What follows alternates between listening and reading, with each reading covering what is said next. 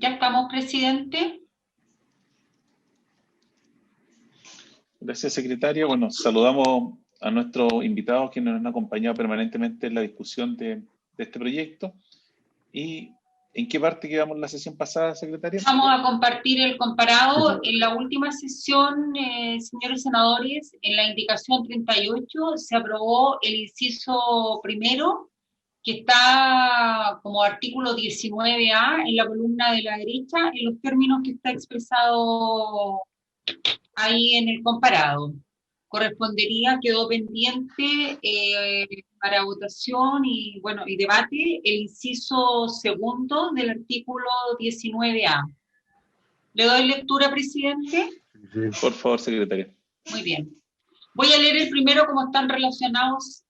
Siempre que se decrete una suspensión condicional del procedimiento en una investigación por los delitos contemplados en esta ley, una de las condiciones que se deberá imponer será la prohibición de inscribir armas de fuego y su tenencia, posesión o porte, así como sus municiones o cartuchos, mientras la causa se encontrare suspendida condicionalmente.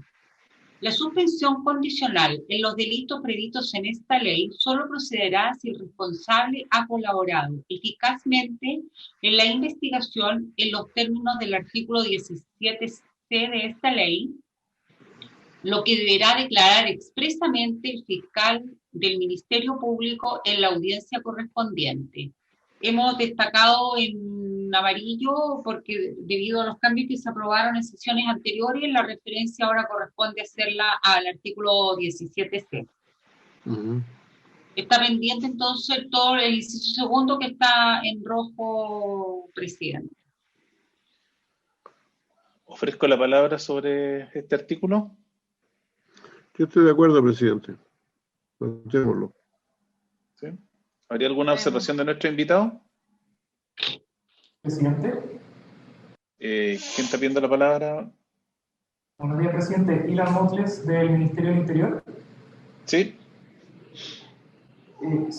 Al respecto quería señalar una observación que también se planteó en la sesión pasada de la Comisión Unida respecto a la expresión colaborado, puesto que el artículo... Cooperado, sí. Es cooperado, sí. Cooperado, tiene razón. Cooperado, sí. Por favor, dejen terminar a nuestro invitado. Sí, en ese sentido la expresión correcta para guardar concordancia con el resto de las normas sería cooperado. Si no hay más observaciones, lo votamos con esa corrección, por favor, secretario. Perfecto. Muy bien. El señor presidente somete a votación el inciso segundo del artículo 19A, que está relacionado con la indicación número 38 de su excelencia el presidente de la República. No sé si en este rato se incorporó el senador Guillé. Senador Arboe, para votar el presidente. Senador Buenchumilla. Alejandro Guillé está, sí, efectivamente. Senador Guillé. Micrófono, Alejandro, micrófono. Ahí sí. Perdón, apruebo lo que estén haciendo. Acabo de entrar, disculpe, secretaria, presidente. No, senador, es que yo no los veo a todos y mientras tomo la votación, por eso pregunto. Muchas gracias. El senador Guillera, el senador Arboe todavía no se ha incorporado, el senador Buenchumilla, el senador Insulza. A favor. El senador Cast tampoco se ha incorporado. Senadora Sabat. A favor, secretaria. Senador Piu. A favor, señora secretaria. Presidente. A favor. Con 2 votos, presidente, ¿no? Sí, con los 2. Aprobado por 7 votos a favor, ningún voto en contra, ninguna abstención, el inciso segundo. Corresponde ahora que la comisión se pronuncie sobre el artículo 9. Podríamos dar, presidente, aprobada con enmienda la indicación número 38, puesto que es una continuación de la idea que está desarrollada, porque como en el segundo informe tengo lo que corresponde pronunciarse sobre las indicaciones, y aquí hemos utilizado una metodología de ir aprobando también las propuestas del Ejecutivo, con la misma votación se haría por aprobada Claro, sí, la indicación 38, entiendo, ¿no? Sí. Muy bien.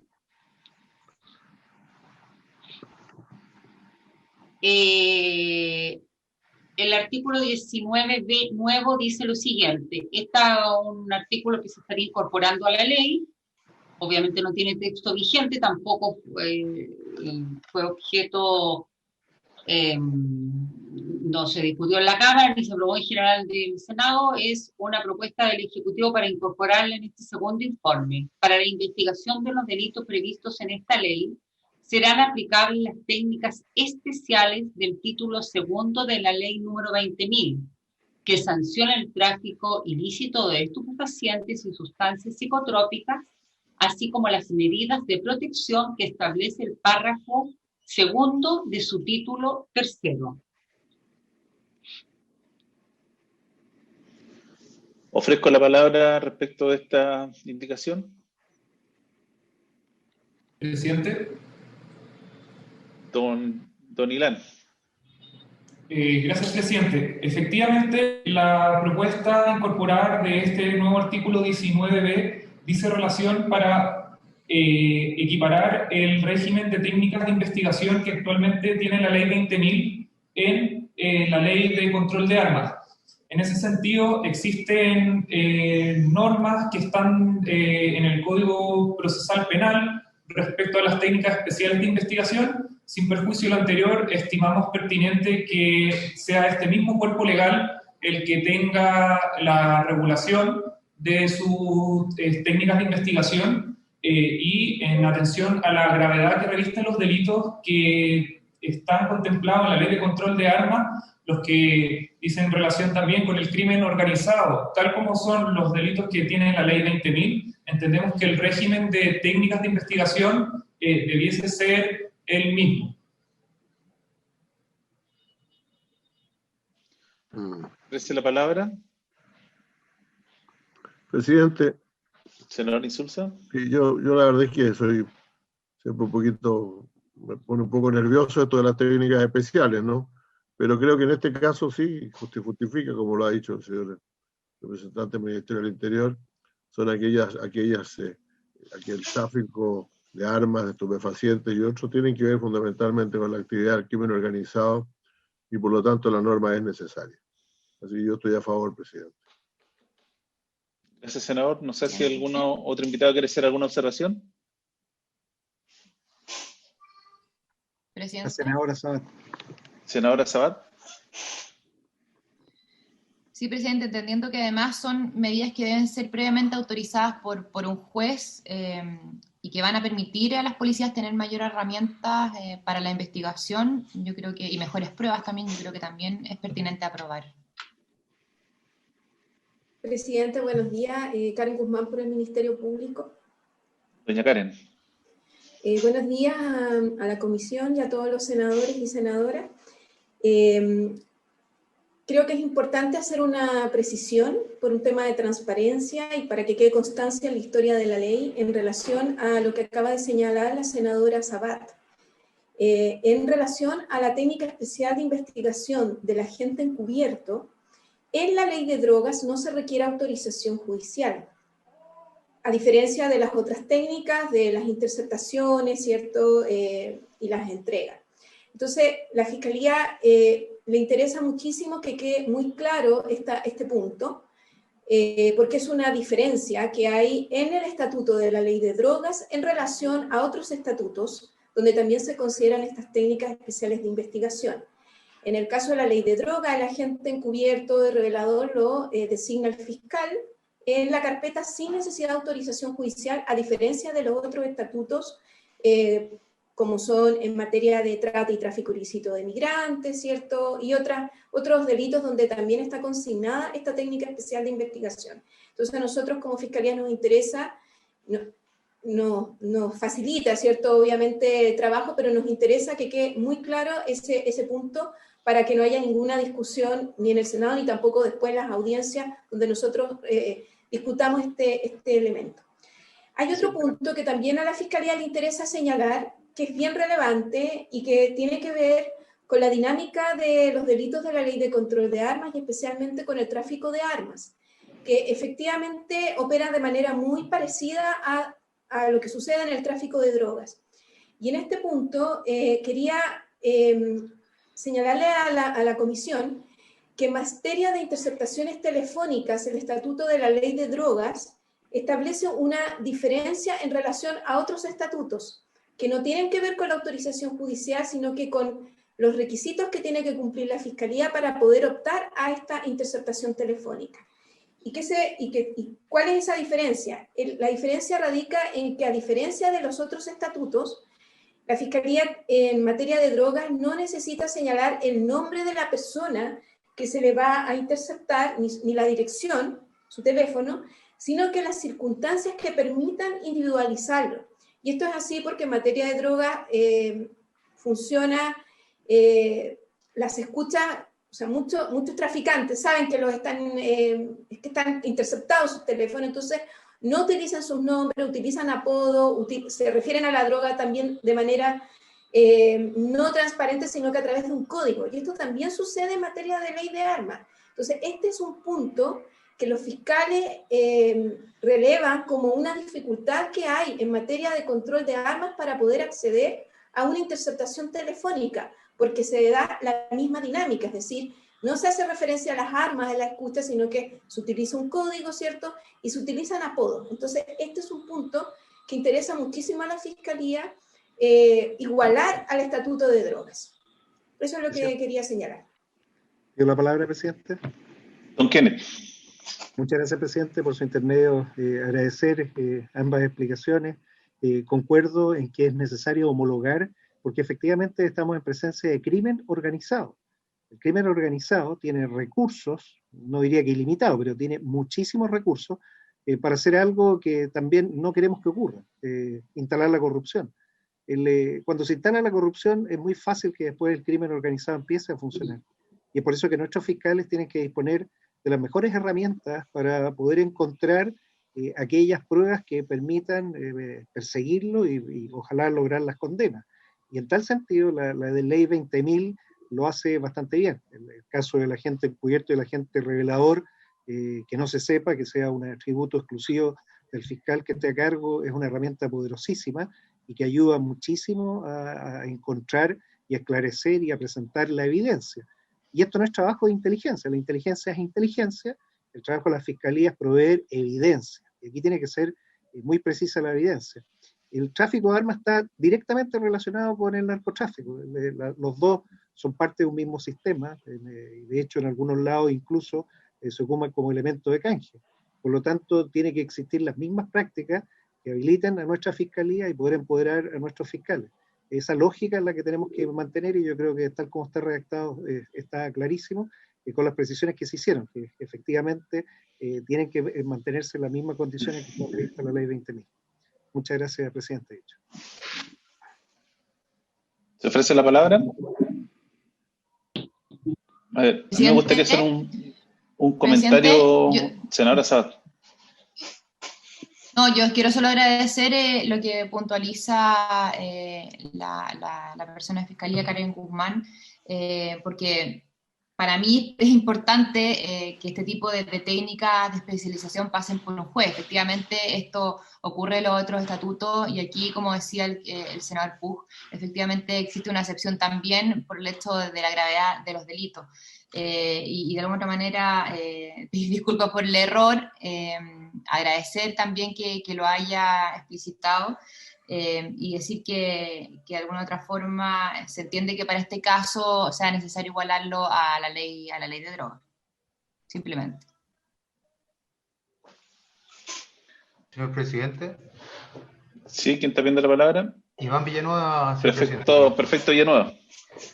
Muy buenas tardes a todos, señor presidente, por su intermedio, saludar a todos los integrantes del Senado, de la comisión. La verdad es que Esto es un tremendo avance porque para nosotros, la policía y la fiscalía, trabajando directamente en la investigación de, tal como lo decía el senador Puig, desbaratar organizaciones criminales, nosotros y esto ha sido una constante, no sacamos nada con combatirlo con herramientas normales, porque estas personas no son normales, ellos se articulan y se organizan y se financian, tienen aparatos logísticos, cierto, financieros, capacidades que quizá la transnacionalidad que ocurre respecto al mismo tema del tráfico de armas, que realmente esto homologarlo, a nosotros nos ha dado muy buenos resultados, inclusive para conformar delitos como asociación ilícita y otros, ¿cierto? Llevando a condena en delitos tan básicos como se hizo con el delito de robo, por ejemplo, los delitos contra la propiedad, que nos ha dado muy buen resultado investigando estos delitos desde todas las aristas a las cuales puede llegar este crimen organizado. Y en este caso es fundamental contar con esta herramienta en una ley tan importante como la ley de armas, señor presidente. Solamente ese comentario. Muchas gracias. Gracias, perfecto. Yo simplemente dos comentarios. Primero, ratificar lo que dice Karen, que efectivamente por tratarse de una referencia a la ley de droga, aquí no se requiere autorización judicial para las técnicas especiales. En todas las que están contempladas en el párrafo segundo, estamos hablando desde la participación de agente encubierto, agente revelador, informante, así como también medidas que son bastante intrusivas, como son, por ejemplo, la interceptación de teléfono o correspondencia electrónica, entre otras. O sea, desde ese punto de vista, yo comparto lo que dice el prefecto Villanueva, que la policía tiene que contar con herramientas suficientes a fin de poder desbaratar estas bandas. Ahora, la inquietud que yo tengo es si se justifica respecto de todo el catálogo de delitos de la ley de control de armas, porque claramente hay delitos que probablemente son de menor envergadura, que no están cometidos por bandas, que no necesitarían estas técnicas especiales de investigación, porque aquí no estamos haciendo un distingo de los tipos de delitos, sino que estamos haciendo de todo el arco de delitos. Yo creo que hay algunos que son de menor entidad que probablemente no se justifique las técnicas especiales, pero eso al final del día es materia de discusión. Pensando, por ejemplo, en algunos delitos, algunas infracciones administrativas que fueron asimiladas a delitos. Entonces, en eso ahí tengo alguna duda respecto a si debiera ser de todos o solamente respecto a los delitos más graves que contempla la ley de control de armas. Entonces, no sé si el Ministerio Público tiene algún punto de vista respecto a esta materia, sino para proceder a votar. Sí, yo quería hacer la precisión de que en relación a las interceptaciones telefónicas, en materia de drogas, la Fiscalía también requiere autorización judicial. La excepción es solo respecto de los agentes encubiertos, agentes reveladores e informantes.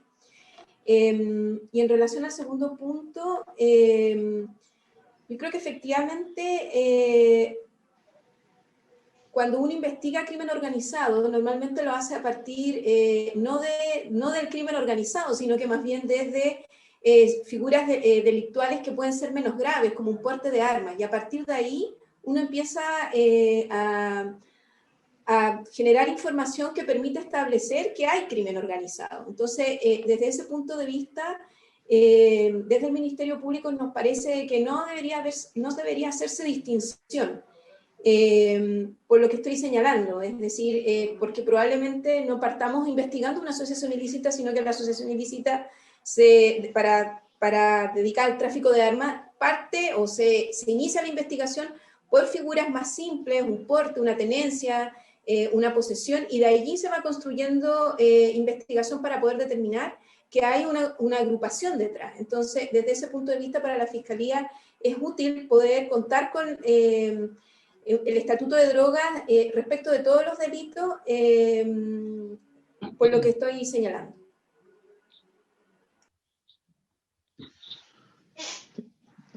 Gracias, doña Karen. Si no hay más palabras pedidas, secretaria, por favor, tomamos la votación. Muy bien, presidente. El señor presidente pone en votación el artículo 19B que está en la columna de la derecha. Senador Guillé. Tengo alguna preocupación y reserva por la magnitud de la extensión de esta facultad. Yo me voy a abstener y después en la sala voy a tratar de tener más claridad para emitir un pronunciamiento. Senador Arboe, senador Buenchumilla no están. Senador Insulza. Por favor, secretaria. Senador Kast. Senadora Sabat. Por favor, secretaria. Senador Piu. Por favor. Presidente. Por favor. Aprobado por 6 votos a favor y una abstención. Señor presidente, ahora correspondería, según el orden, digamos, del comparado, que la comisión se pronunciara sobre la indicación número 39 de su excelencia el presidente de la República, que crea el registro de armas del Estado o el registro nacional de armas de fuego institucionales. No obstante, el Ministerio del Interior y Seguridad Pública ha solicitado por intermedio de la Secretaría no ver este artículo en esta sesión y dejarlo pendiente junto con los otros registros, el IBIS, por ejemplo, que está pendiente porque hay materias que todavía tienen que resolver, ni tampoco pronunciarse sobre las disposiciones complementarias, sino que ir derechamente, que es lo que quedaría pendiente con respecto a la ley de control de armas, dejar pendiente esta parte, este artículo 20A y otras adecuaciones que son más bien formales, como la que están viendo en pantalla ustedes, que son incorporar en definitiva a todas las policías en las disposiciones 23 y las anteriores, y recurrir entonces ahora al debate de las penas sustitutivas a las penas privativas o restrictivas de libertad, que es la que están viendo en la pantalla. No sé si habría acuerdo de la comisión para seguir la petición o recomendación del Ministerio del Interior, o no sé, presidente, esa es la petición. Está el subsecretario ahí, presidente, si me permite, está el subsecretario ahí, tal vez nos puede explicar la razón de esta petición. ¿Subsecretario?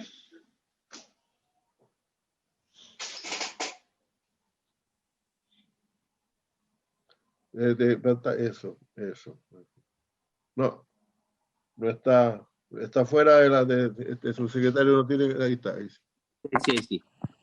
Gracias, senador. Gracias, presidente. No, la verdad, vengo recién incorporándome, perdón, presidente, no sé, no estoy muy bien. Me dice Ilan que están en el tema de las penalidades, que la idea era solo trabajar penalidades para que no nos quedara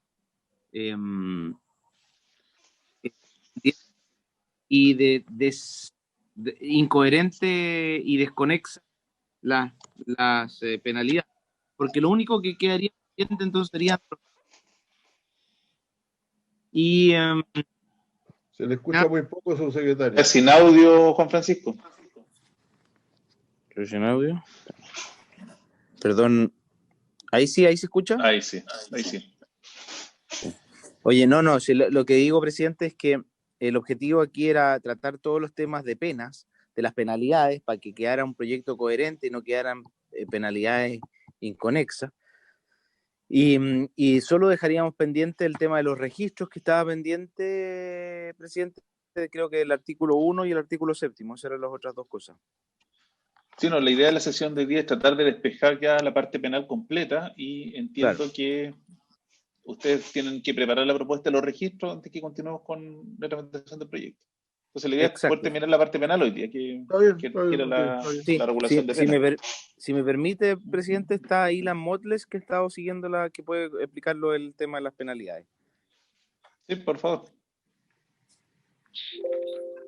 Gracias, señor presidente. Efectivamente, continuando y ya tomado acuerdo de la comisión respecto a los delitos propiamente tal, tocaría revisar las modificaciones que dicen relación con la ley 18.216, que establece el régimen de pena sustitutiva, y posteriormente a aquello modificaciones al Código Procesal Penal. Pero en ese sentido, la indicación 41, que es la que estamos en comento, que dice relación con modificar la ley 18.216, busca dejar de mejor forma establecido cuándo procede y cuándo no la pena sustitutiva en los delitos de la Ley de Control de Armas. Y la propuesta de la indicación 41 del Ejecutivo propone, por un lado, en el inciso segundo, suprimir las expresiones artículos 8, 9, 10, 13, 14 y 14D de la Ley 17.798 y crear un inciso especial que lo pueda regular de mejor forma, dado que ese inciso segundo era bastante largo y de compleja interpretación. Y la propuesta que se señala para efectos de la aplicación de la pena sustitutiva es que no podrá imponerse las penas establecidas en el inciso primero a los condenados por los artículos 8, 9, 10, 13 y 14D de la Ley 17.798, salvo que se le hubiera reconocido la circunstancia de cooperación eficaz, que es la atenuante prevista en el artículo, ahí la indicación dice 17A, pero es 17C, en los casos en que la terminación de la pena se hubiera... Claro, es hasta ahí, donde dice 17C. Para poder explicarlo y no la mera lectura de la norma, lo que busca la indicación es que la suspensión condicional del procedimiento solo sea aplicable en los casos en que se ha colaborado sustancialmente con la investigación. Y como los honorables senadores y senadoras ya pudieron revisar, la idea es de la cooperación eficaz, es que precisamente se le informa al Ministerio Público elementos claros y útiles que sean para el esclarecimiento de los hechos o permitan la investigación de otros delitos de igual o mayor gravedad del delito investigado. Por consiguiente, se entiende que la cooperación eficaz es una herramienta efectiva para la investigación del crimen organizado y por eso se da esta facultad de que proceda la pena sustitutiva. El Ministerio del Interior y Seguridad Pública no busca innovar en esta materia. El régimen vigente de pena sustitutiva no es procedente respecto a los delitos de la Ley de Control de Armas. Acá la única innovación que se está haciendo al respecto es poder incorporar a aquellos que hubiesen cooperado eficazmente, también puedan acceder al régimen de pena sustitutiva. Ofrezco la palabra al profesor Matus. ¿Está sin audio, Jean-Pierre?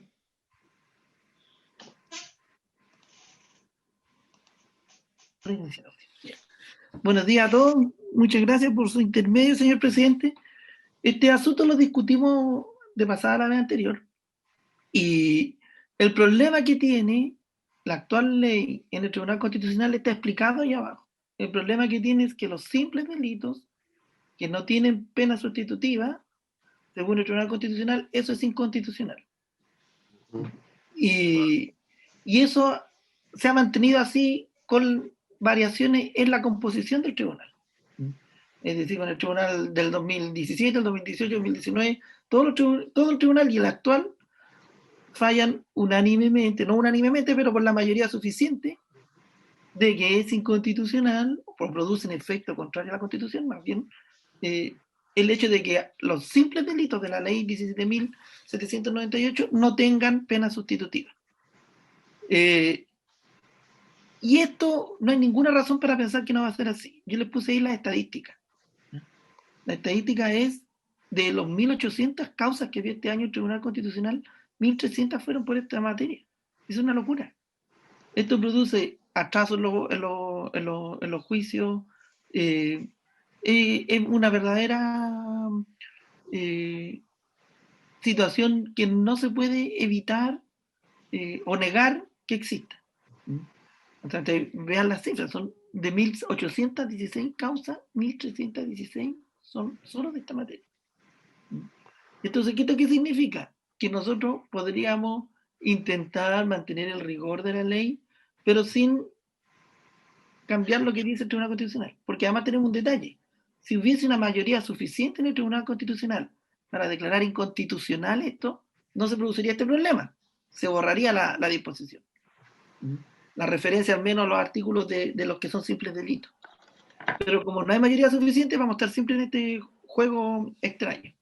Yo entiendo que el Ministerio de Justicia dice que hay 1000 causas falladas ya con esta regla, pero de esas 1000 causas habría que distinguir las que se refieren a crímenes de las que se refieren a simples delitos. Y es muy probable que en las que se refieren a simples delitos no se haya fallado con esta regla porque la Defensoría Penal Pública tiene un departamento especializado en esto. Y van todos los días al Tribunal Constitucional, es como o sea, toda la semana, no todos los días, pero toda la semana hay audiencia de esta materia. Entonces no hay ninguna razón para que no se siga haciendo, porque no ha cambiado la mayoría, han cambiado los miembros, pero no ha cambiado la mayoría, y esto va a seguir sucediendo. Por eso es que yo les propongo, para evitar este intríngulis y que el Tribunal Constitucional vuelva a decir que se están haciendo leyes inconstitucionales, a pesar de que aquí ya tenemos su pronunciamiento, ofrecer a los simples delitos una salida similar a la que se ofrece a los delitos de violencia intrafamiliar, que es darles pena sustitutiva, pero no remisión condicional, sino reclusión parcial y libertad vigilada intensiva según la cuantía de la pena que se le imponga. De esta manera tendrían derecho a la pena sustitutiva, pero no sucedería el problema básico de la remisión condicional que se traduce en firma con poco control. Y esa sería la propuesta que yo le hago para salir del problema que va a suceder. Si se aprueba como está, no se va a resolver el problema por el cual se supone que tendríamos que abocarnos a esta disposición. Gracias, profesor Matos. ¿Se ofrece la palabra? Me parece muy razonable, presidente. Tal como está redactado el texto de indicación, efectivamente no distingue entre los crímenes y simples delitos en la ley, en aquellos artículos, y al aplicarle las circunstancias atenuantes se va a caer en el Tribunal Constitucional de nuevo, o se va a rechazar por el Tribunal, se arriesga a pasar otra vez por el Tribunal Constitucional para lo mismo. Aquí esta propuesta del profesor Matos distingue entre ambas cosas, entre crímenes en la primera parte y simples delitos en la segunda, me parece mucho más claro.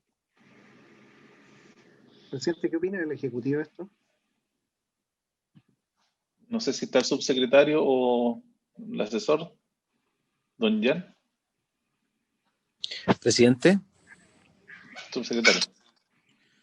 Presidente, aquí tenemos, Ilan puede profundizar un poco más, pero claramente aquí no se trata de una diferencia más bien ideológica, sino más bien del efecto que esto tiene dado los fallos que ha resuelto el Tribunal Constitucional.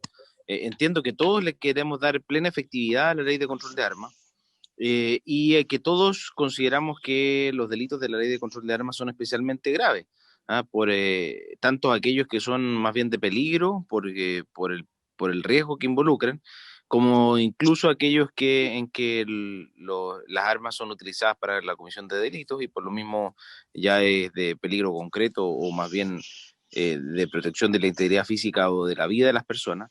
Y por lo mismo, yo estaría muy abierto a superar los obstáculos que levanta el profesor Matus en cuanto a que el Tribunal Constitucional ha declarado algunos efectos inconstitucionales de la aplicación de estas normas. Si lo podemos superar acá, sería la solución ideal. ¿Ilan? ¿Esa es la palabra? Presidente, ¿se podrá intentar una redacción? Sí, la que tiene el profesor Matos.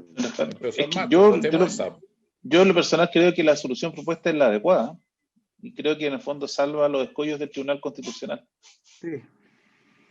Permite superarlo y ser justo, porque se está dando lo que corresponde. Exactamente. Pido la palabra a Karen Guzmán. Doña Karen.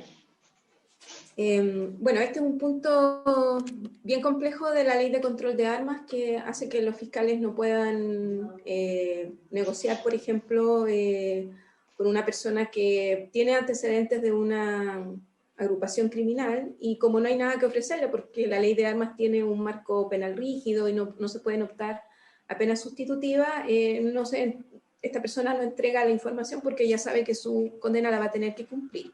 Entonces, desde ese punto de vista, para nosotros es un avance lo que propone el Ministerio del Interior al otorgarse estas penas sustitutivas respecto del cooperador eficaz en el caso de los delitos que se indican en la indicación del presidente. Pero también nos genera bastante ruido y esto, por lo que les comentaba anteriormente, normalmente cuando uno investiga crimen organizado no parte por la asociación ilícita, sino que parte por los delitos más simples. Entonces, en esos casos no hay nada que ofrecer si se sigue lo planteado en términos tan estrictos.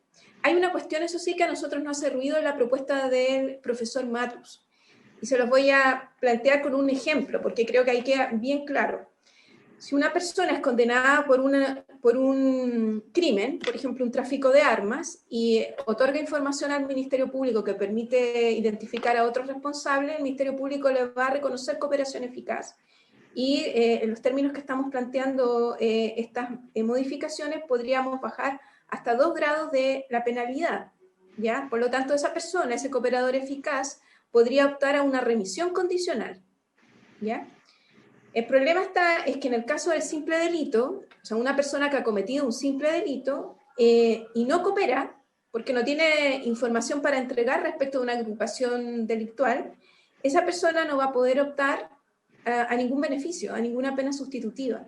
Entonces, esa situación a nosotros nos parece compleja, y por eso creemos que si bien la propuesta del profesor Matus simplifica y resuelve algunas dificultades, nos genera esta diferencia que a nosotros nos parece que es una diferencia compleja también en términos de igualdad ante la ley, y también podría ser observada por el Tribunal Constitucional. Señor presidente. Profesor Matus. Sí, la propuesta que yo le hago llegar le ofrece a las personas que cometen simples delitos las penas sustitutivas. Claramente, no es que no se las ofrezca. Yo creo que hay un problema que se está leyendo en la columna tercera. En la columna cuarta está la propuesta y dice, tratándose de simples delitos previsto en dicha ley, solo procederán las penas sustitutivas de reclusión parcial y libertad vigilada. Eso aplica a todos los a la gama de penas privativas de libertad, y como no coopera eficazmente, no se le pueden aplicar todas. Se le podría poner, por ejemplo, para que el cooperador eficaz, que va a tener una rebaja de pena por un simple delito, tenga también una remisión condicional, si es lo que propone la Fiscalía, en la parte inicial, en vez de decir tratándose de los condenados por crímenes, a los condenados por crímenes y simples delitos. De tal manera que todos los que cooperen eficazmente tengan la posibilidad de la remisión condicional. Y dejar lo otro, porque si no dejamos lo otro, van a quedar, como bien dijo Karen, un montón de personas que no tienen información que entregar porque son el portador final del arma, y que vamos a tener, que son la mayor parte de los casos además, y los vamos a tener en el Tribunal Constitucional todas las semanas como es hasta ahora. Y de esta manera se le entrega a todo el mundo un beneficio adicional por cooperar y una posibilidad a los simples delitos de que se le imponga una pena sustitutiva. Y nos curamos del pacto Tribunal Constitucional. Ahora, las penas sustitutivas que ahí se proponen no son casualidad, son las que están propuestas para las personas que cometen delitos de violencia intrafamiliar y que están en la ley y nunca han sido cuestionadas por el Tribunal Constitucional porque se les limite a estas 2 penas. Porque cualquiera sea la condena, privativa de libertad, de 1 a 5 años, o sea, de 61 días a 5 años, tienen posibilidad de una pena sustitutiva, o reclusión parcial o libertad vigilada. ¿Se ofrece la palabra? Si no hay más palabras pedidas, secretario, tomemos la votación, por favor. ¿Qué votamos, presidente? Votaríamos lo que está en la columna que dice propuesta de texto final del Ejecutivo, que es la propuesta del profesor Matus. Presidente. Perdón. ¿Sí? ¿Quién está pidiendo la palabra? Sí, perdón. Es que en la última parte hay que borrar crímenes. Solamente son simples delitos. Sí. Y arriba quedan crímenes o simples delitos. Arriba, claro, exacto, perfecto. Eso está muy bien. Arriba dice crímenes o simples delitos. Ahí está corregido. Ahí está corregido. Claro, crímenes o simples delitos, perfecto. Secretaria, ¿puede leer la redacción final de la propuesta, por favor? Sí, presidente. No obstante, antes hay 2 enmiendas, pero sí que empezamos por la primera. Ya. Carol, por favor, devolvámonos a la indicación. Perdón, presidente, perdón, secretaria, terminemos esta... No estoy muy seguro si el agregado de simples delitos arriba corresponde, profesor. Porque usted está tratando de simples delitos abajo. A los condenados por crimen no se le pueden imponer las penas establecidas, etcétera. Tratándose de simples delitos, solo procederán las penas sustitutivas, resolución parcial y libertad vigilada. ¿Hay que poner simples delitos arriba también? Sí, señor presidente, que son 2 cosas distintas. Arriba son las personas que cooperan eficazmente. Ya, ok. Y abajo son los que no cooperan eficazmente y están en los simples delitos. Que es el caso. Sí, correcto, ya, está bien. Ese es el caso que más se discute en los tribunales. Okay. ¿Sí? ¿Habría acuerdo entonces para votar este texto? Sí. Sí. Secretario, por favor, tome la votación y vamos a la otra que tiene pendiente. Empezamos por la indicación número 41 de su excelencia. Hay que hacer algunas adecuaciones. De su excelencia el presidente de la República es para modificar el artículo segundo de la ley 18.216 en el siguiente sentido. El número 1 de la indicación dice, la letra A, suprímese la expresión en los artículos 8, 9, 10, 13, 14 y 14D de la ley número 17798. Y consecuentemente con lo anterior, la letra B es eliminar la voz citada. Con esto se estarían precisamente sacando la excepción que está hoy día para no dar la pena sustitutiva en el texto vigente. Y no sé si vamos a una sola votación, presidente, o sí, va una sola votación para todos. Muy bien. Y el número 2 de la indicación, respecto del cual habría que, si la Comisiones Unidas así lo estiman, aprobar el número 2 de esta indicación con enmiendas, sería para acoger la propuesta del profesor Matus en el siguiente sentido. Tampoco podrán imponerse las penas establecidas en el inciso primero a los condenados por crímenes o simples delitos contemplados en la ley número 17.798, salvo que les hubiere sido reconocida la circunstancia atenuante prevista en el artículo 17c de dicho cuerpo legal.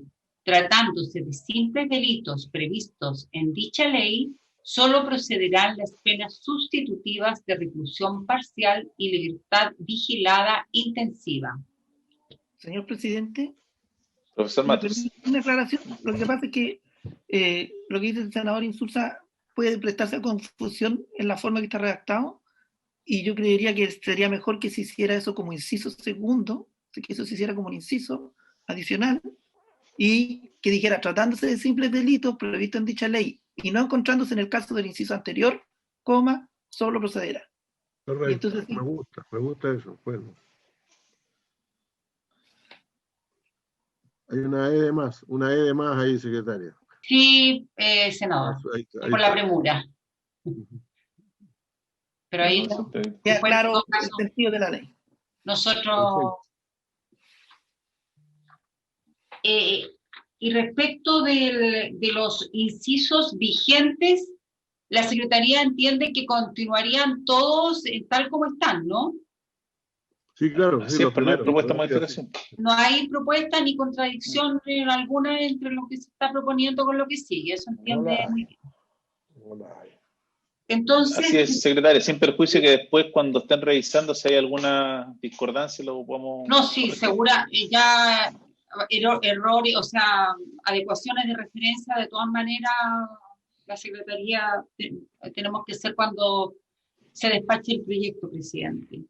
Entonces, el señor presidente pone en votación la indicación número 41 de su excelencia el presidente de la República, en sus números 1 con sus literales A y B, y respecto del número 2, con la propuesta del profesor Matus, que está en la columna de la derecha, con las adecuaciones que se han hecho en esta sesión y que están destacadas en color amarillo.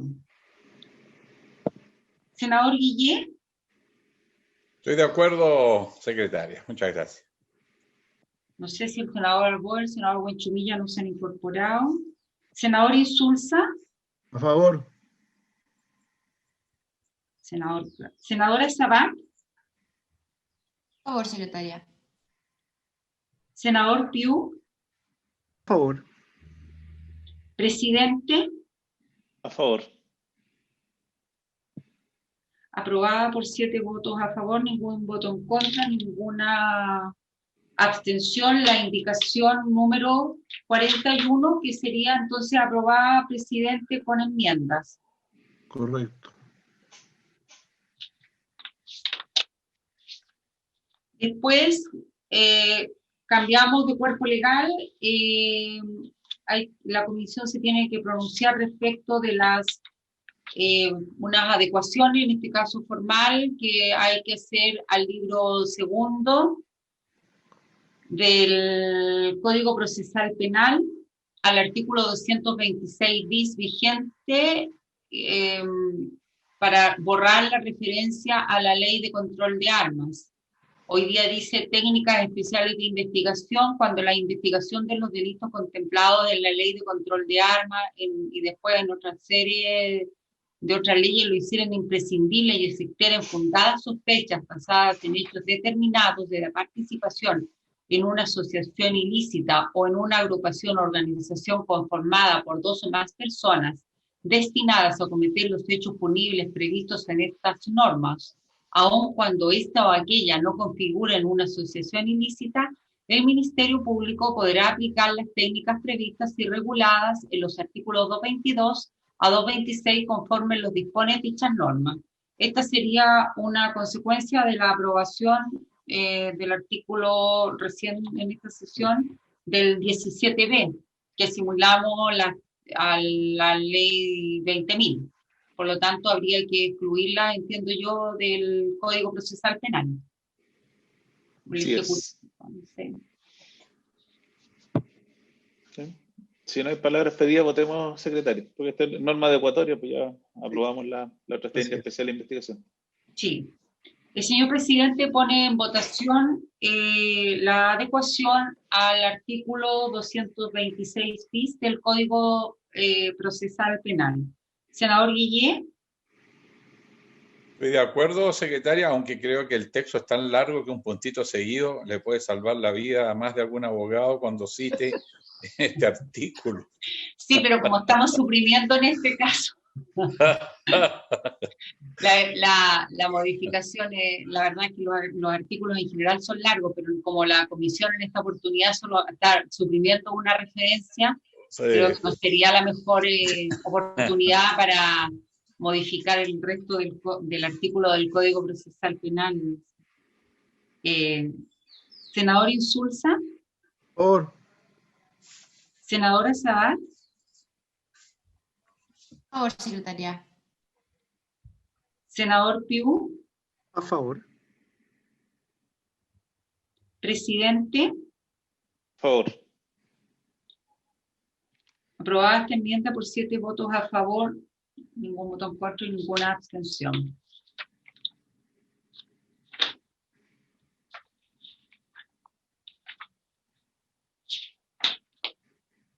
Aquí hay después una propuesta para suprimir en este mismo artículo el inciso que está asimismo cumpliéndose las condiciones señaladas en los incisos anteriores y tratándose de los delitos contemplados en la ley número 17798, podrán utilizarse además los agentes reveladores. Entiendo que esto es lo mismo que acabamos de aprobar, presidente, otra adecuación formal. Exacto, ¿podría ser con la misma votación? Sí, con toda la enmienda al 226 podría ser con la misma votación. Con la misma votación. Sí. De acuerdo.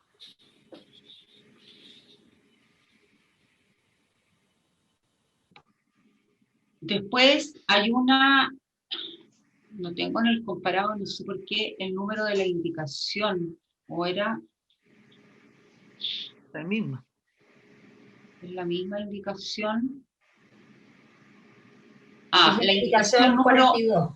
La indicación número 42, sí, de Su Excelencia el Presidente de la República para incorporar el siguiente artículo nuevo, artículo al proyecto de ley. Modifícase el Código Procesal de la siguiente manera, y este era, intercálase en el artículo 406, entre las expresiones y 448 quinques de este cuerpo legal y o bien cualesquiera otras penas que de distinta naturaleza, la frase en aquellos previstos en la ley 17798. De modo que el artículo 406, ¿qué haría? Se aplicará el procedimiento abreviado para conocer y fallar los hechos respecto de los cuales el fiscal requiriere la imposición de una pena privativa de libertad no superior a 5 años de presidio o reclusión menores en su grado máximo, no superior a 10 años de presidio o reclusión mayores en su grado mínimo, tratándose de los ilícitos comprendidos en los párrafos 1 a 4 bis del título 9 del libro 2 del Código Penal, en los artículos 456 bis A del mismo código, con excepción de las figuras sancionadas en los artículos 448, inciso primero, y 448 quinques de este cuerpo legal, o bien cualesquiera otras penas de distinta naturaleza, cualquiera fuere su entidad o monto, ya fueren ellas únicas, conjuntas o alternativas. Aquí también entonces desaparece la referencia a la ley sobre control de armas, y el Ejecutivo ha propuesto incorporar, luego de haber presentado la indicación, el inciso que está en rojo también se aplicará cuando el fiscal requiriere la imposición de una pena privativa de libertad no superior a 10 años de presidio o reclusión mayores en su grado mínimo, tratándose de los delitos previstos en la ley número 17798 sobre control de armas.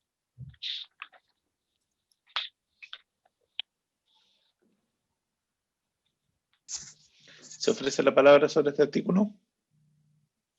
El profesor Matus pudiera dar una opinión. ¿Presidente? ¿Profesor Matus? Sí.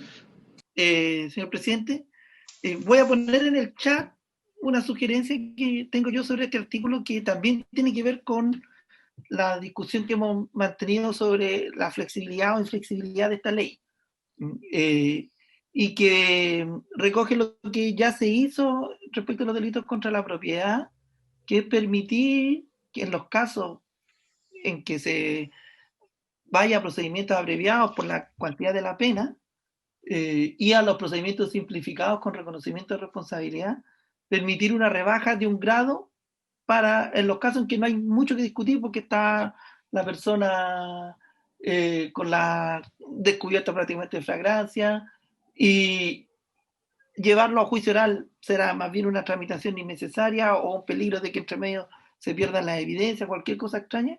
Permitir los procedimientos abreviados de personas que reconocen su responsabilidad o que reconocen los hechos de la investigación, igual como se hace para los delitos contra la propiedad. Y entonces, con eso se podría ganar una flexibilidad que no existe, pero con condena, que es el problema que tenemos en las reglas generales de la determinación de la pena, que la flexibilidad termina en suspensiones condicionales o salidas alternativas que no producen una condena ni siquiera una pena sustitutiva por primera vez. Y la propuesta, la voy a escribir aquí.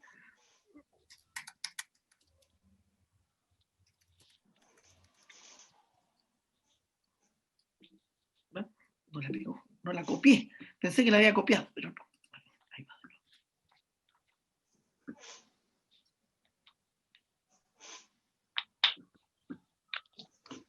poco larga, pero la explicación es esa. No permite copiar. No me permite copiar y pegar. No tenemos, no está habilitado el chat para todos. Está habilitado. Sí. Ah, sí, sí, no. Bueno, a ver, voy a intentarlo de otra manera. Presidente, Compartiendo pantalla a lo mejor. sí. Ah, ya. Pantalla. Ahí iría. Ahí iría. Presidente. Si me permite compartir pantalla, yo lo voy a hacer. Entonces, sería eso. Lo vamos a tratar de agrandar. ¿Se ve? ¿Se alcanza a ver o no?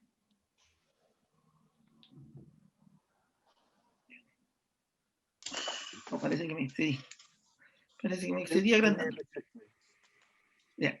¿Ahí se alcanza a ver? Sí. Ahí. Sí, ahora sí. Cambiando los lentes. Cambiando los lentes.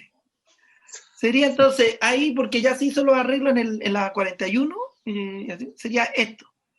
Agregar en el inciso tercero al artículo 395, pasando el actual a ser cuarto, en los casos de los delitos contemplados en la ley 17.798, el fiscal también podrá solicitar una pena inferior en un grado al mínimo de lo señalado por la ley, debiendo considerar previamente lo establecido en la regla de los artículos 12, 14b, 17b y 17c del mismo cuerpo legal, que son todas las rebajas y las reglas de determinación de penas que conocemos. Y eso permite entonces salir rápidamente y obtener informaciones entregando una ventaja procesal para la persona que reconoce los hechos. Y en el 395 la responsabilidad. Y eso mismo se replica en el 406, en el inciso segundo. También se aplicará cuando el fiscal requiera la imposición, la rebaja a la que se refiere el inciso primero del 406, no superior a 10 años de presidio, tratándose los delitos, Del mismo modo, en esos delitos, si el imputado acepta expresamente los hechos y los antecedentes en que se fundare, el presidente fiscal o querellante, suponiendo que el fiscal no quiere perseverar en algo, y está el Ministerio del Interior ahí presente, podrá solicitar una pena inferior en un grado mínimo a lo señalado por la ley, considerando las reglas que ya existen. Y eso le da una cierta flexibilidad a la regulación actual, sin rebajar las penas. Es decir, Originalmente establecidas pero por la ley. siempre dentro del procedimiento abreviado, ¿no? Exactamente, cuando la persona reconoce y termina condenada. Está bien. Presidente. Sí. Si me permite, brevemente, que parece muy interesante la propuesta del profesor Matus, pero habría que poder distinguir o separar los ámbitos de aplicación. La propuesta del mensaje para la modificación en este cuerpo legal, al Código Procesal Penal, y específicamente al artículo 406, dice relación con el procedimiento abreviado. El procedimiento abreviado es aquel en que el imputado reconoce los hechos, materia de investigación, como ciertos. Y en ese sentido, la regla general del procedimiento abreviado, en la dictación del Código Procesal Penal, establecía que procedía solo para aquellas acusaciones de hasta 5 años. Luego, con la ley de Agenda Corta Antidelincuencia, se amplió este rango de pena hasta 10 años para determinados delitos. Y en ese sentido, lo que busca la propuesta que se está analizando es la incorporación del procedimiento abreviado hasta 10 años para los delitos de la Ley de Control de Armas. Esa es la propuesta original que está contemplada solo para efectos del procedimiento abreviado. Entonces, si bien el profesor Matus plantea una alternativa que también diga relación con el procedimiento simplificado, sería quizás también bueno poder escuchar la opinión del Ministerio Público al respecto, dado que la propuesta original era solo respecto al procedimiento abreviado y no de los otros procedimientos especiales que contempla el Código Procesal Penal.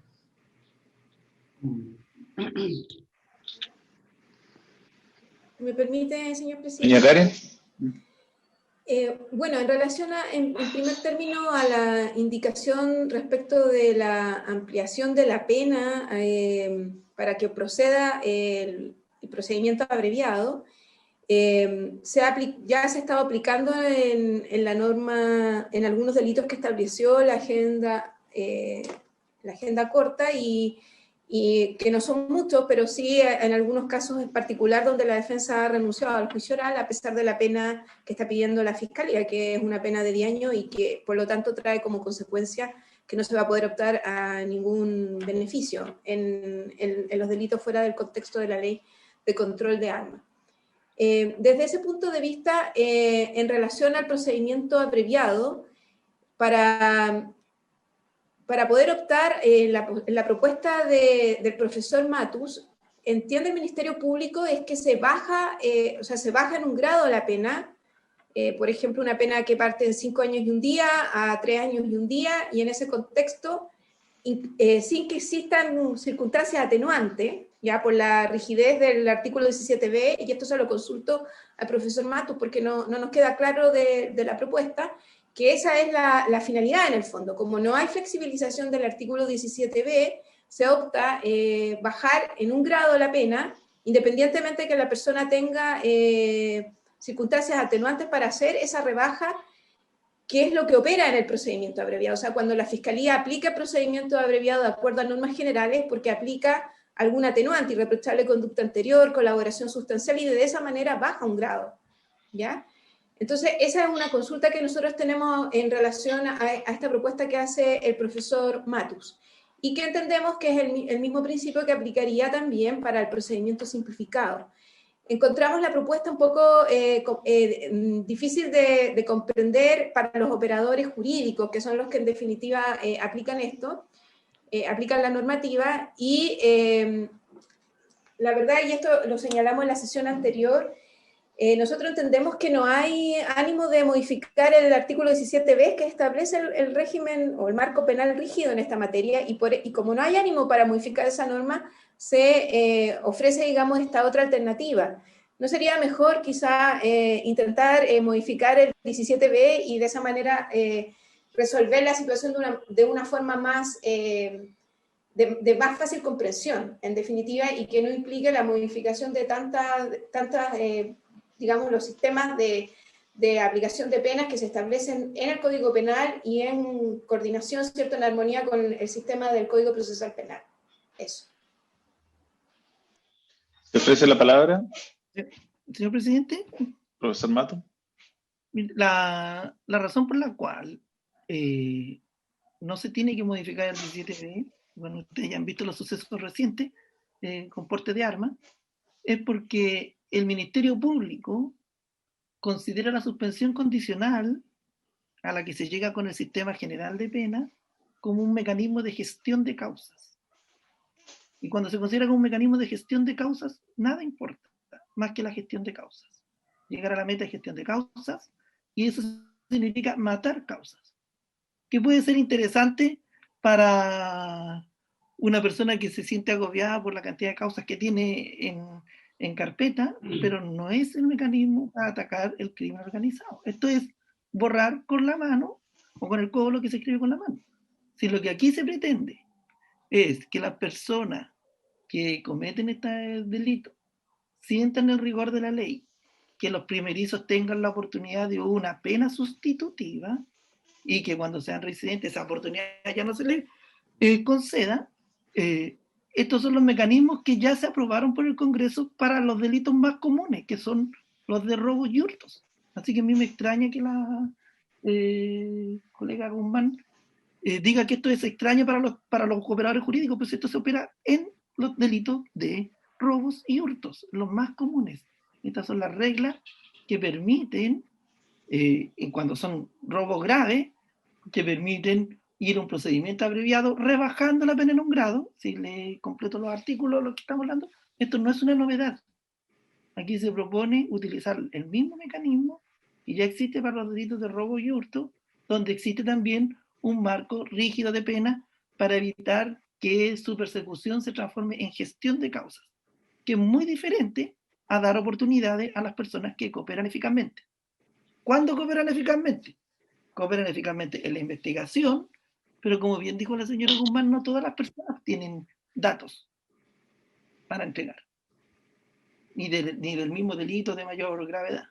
Y entonces esas personas sí pueden cooperar de alguna manera con la investigación, pero de una manera significativa, es decir, aceptando una condena, en el caso del 395, al aceptar su responsabilidad, y una condena casi segura en el caso de los procedimientos abreviados, aceptando los hechos de la investigación, que en la mayor parte de los casos van a ser delitos flagrantes. Si esto es algo que no se quiere discutir, pues entonces la pregunta que uno tiene que hacerse es por qué una persona iría a un procedimiento abreviado si no tiene ningún estímulo a un procedimiento abreviado, a que se le imponga una pena de hasta 10 años, si puede discutirla en un juicio oral. Sí, es la cuestión. ¿Para qué va a ir una persona a un procedimiento abreviado si puede ir a discutirla en un juicio oral? Entonces, por eso se propone y se propuso así en la agenda corta, que a esas personas que van a los procedimientos abreviados se les dé una ventaja procesal, que corresponde en un grado menos. Y además con eso se disminuyen las discusiones posteriores de los abreviados que quedan no completamente amarrados, como se dice en el sistema, y se hace un abreviado con los hechos y con la pena. Esa es la razón de la propuesta, y es porque así ya está, no es nada extraordinario, eso ya está en los delitos de robo y hurto, que son los más comunes del sistema, junto con los de drogas. Señor presidente, la palabra Karen Guzmán. Doña Karen. Totalmente de acuerdo, Jean-Pierre, en que efectivamente se estableció esta posibilidad de salir por abreviado con penas de hasta 10 años en robos y hurto. Y esa es la propuesta que estaba haciendo Interior. Entonces, mi pregunta es la diferencia de tu propuesta en relación a la de Interior, en términos de cuál sería la diferencia fundamental, que lo que yo veo es que es la aplicación, ¿cierto?, al mínimo, bajarla en un grado, sin necesidad de que hubiera configuración de atenuantes, como una irreprochable conducta anterior o la misma colaboración sustancial por estar aceptando el procedimiento abreviado. Y en relación al otro punto que planteabas, es que es ¿por qué una persona renuncia al juicio oral y opta a una pena de 10 años? Bueno, efectivamente los casos no son muchos, porque no hay nada que ofrecer, ¿cierto?, en esa situación. Normalmente son personas reincidentes que tienen ya una cultura vinculada a una cultura delictual, digamos, y que ven el pasar en la cárcel unos años como parte de los gajes de su oficio. Señor presidente. Secretaria. La verdad es que la Secretaría no tenía conocimiento de esta propuesta del profesor Matus, tampoco por eso pudimos, no estaba contenida, no la tenemos tampoco incorporada al comparado, y yo no sé cuál es la disposición de la comisión, o si podemos preparar el comparado para que ustedes tengan a la vista también esta nueva norma que al menos la Secretaría desconocía. Y los señores senadores no sé si están en condiciones o si lo van a votar ahora o cómo lo vamos a hacer, o podría quedar para hacer una discusión más ilustrada, a lo mejor dejarla pendiente para la próxima sesión, como es una reforma que excede de lo que está proponiendo el Ejecutivo, que es solo para el procedimiento abreviado. Ya no obsta aceptar, obviamente, como lo hemos hecho en oportunidad anterior, la propuesta del profesor Matus, solo que esta, no tenemos el texto tampoco a la vista para compararlo y para que ustedes puedan ver cómo va a quedar. Es solo una sugerencia, presidente, o si lo... No, o sea, sin duda, secretaria, que el profesor Matus le pueda mandar el texto para que los senadores lo tengan y, claro que estamos cerca de la hora, verlo en una próxima sesión, pero yo simplemente anticipar un juicio. Yo creo que la propuesta que está haciendo el profesor Matus es correcta, se ajusta además a otras decisiones que ya ha tomado el Congreso en otros delitos y la penalidad de este mismo tipo, y por lo demás hay que ser presente que en la Comisión de Constitución también se está discutiendo un proyecto que reforma el Código Procesal Penal y que claramente también va a discutir cuáles son los límites para los abreviados y los procedimientos simplificados. Yo, por lo menos yo en un primer análisis creo que es correcta la propuesta, pero le vamos a pedir al profesor Matos que se la envíe a la secretaría y poder discutirla con tranquilidad. ¿El senador Insulza? Sí, presidente, yo estoy de acuerdo con usted, tanto en el juicio, a primera vista me parece bien también, pero creo razonable que el Ejecutivo, no sé, tenga oportunidad de discutirlo, así también la Fiscalía, de verlo, y la aprobamos la próxima sesión sin problema, presidente, es lo más conveniente. Concuerdo, presidente. Dejémosla pendiente. Queda pendiente, entonces, eso nomás nos quedaría, secretario. ¿Qué otro tema más queda del capítulo penal? Una última, o sea, no sé, ya, hay otra, sí, hay una enmiendas a la ley 20.393 que establece la responsabilidad penal de las personas jurídicas en los delitos que indica, que es precisamente para incorporar dentro de los delitos a la ley sobre control de armas, presidente. Y también para proponer incorporar un inciso final al artículo 15. No sé si la comisión lo quiere ver ahora o lo dejaríamos pendiente. ¿Es muy complejo, secretaria? O sea, Es más formal. un tema de fondo que la verdad va más allá de una cosa de... Hay una discusión más de fondo aquí. Claro, es un tema de mérito, digamos. Entonces, es una discusión más de fondo, si se agrega o no a la persona jurídica. Nosotros, la próxima entonces, presidente. La comisión ha intentado incorporar en otras ocasiones, o me acuerdo al menos una, y no hubo eco, digamos, para incorporarlo en este... Y aquí están incorporando, sí que deben tener razones, yo creo, el Ejecutivo fundamentado. No, esto es un tema discutido, si la responsabilidad penal de las personas jurídicas, hasta dónde se extiende su responsabilidad penal, qué tipo de delito. Esto partió con algo bastante limitado para que Chile pudiera entrar a la OCDE y se ha ido ampliando en el tiempo. Entonces acá claramente hay una discusión que es más de fondo. Yo en lo personal estoy de acuerdo en incluirlo, pero obviamente pueden haber senadores que tengan posición distinta, porque esto tiene más complejidades que una simple adecuación formal. Así es. Entonces nos quedaría pendiente la modificación que propone el profesor Matus y estas dos, y terminaríamos la parte penal, secretaria. Sí, presidente. Después la última indicación son plazos de vigencia. Hay una, o sea, ya no son de gasto, de plazos de vigencia y eso hay que dejarlo para el final porque depende de cómo se aprueben los numerales anteriores al título de la penalidad. Los artículos del 1 al 7 también pueden cambiar van a cambiar los numerales, las referencias, todo, así que esto es bueno dejarlo para el final, para que ya esté todo resuelto y entra en vigencia, como digo. Entonces hasta aquí para el final. Bueno, agradecemos la presencia de nuestros invitados e invitadas, y habiéndose cumplido el objeto de la sesión, se levanta. Muchas gracias. Gracias, presidente. Gracias, presidente. Gracias. Colegas, respetadísimos. Hasta luego.